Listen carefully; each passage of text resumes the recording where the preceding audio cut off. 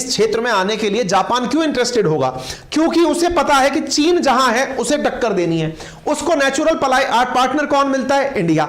इसलिए चीन को तुलनात्मक रूप से चुनौती देने के लिए जापान इंडिया के साथ आता है, इंडिया के कहने पर मातावारी पोर्ट पर इन्वेस्टमेंट करता है और यहां से जाकर यहां से वो करेगा।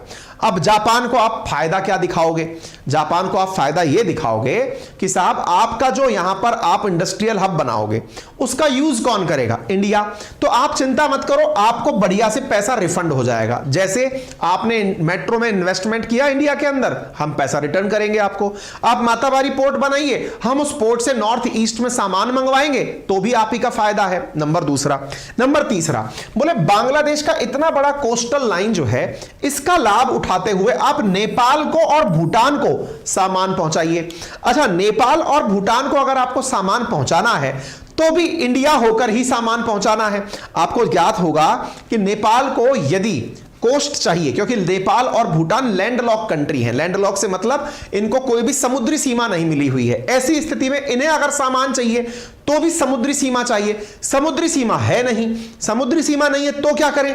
तो या तो हमारे वेस्ट बंगाल के कोलकाता से पोर्ट से सामान लो या फिर बांग्लादेश के पोर्ट से सामान लो।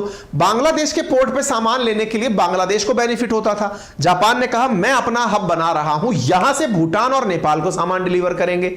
सब तरह से विन विन सिचुएशन बनकर आती है। इस तरह के जो गठबंधन होते हैं ये गठबंधन हितैषी गठबंधन है।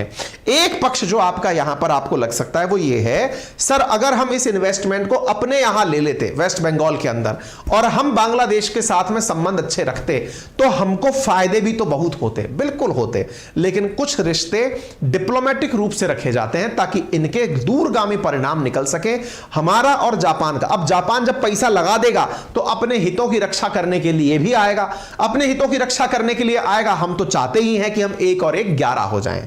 भैया फिर से पोल क्रिएट करवाओ एक बार, जिसमें वापस से यही पूछो अच्छा बुरा और नन।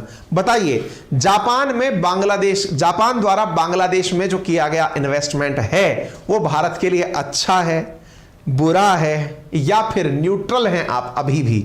जरा देखते हैं आपको क्या समझ में आया। 92% लोगों ने माना है कि अच्छा है।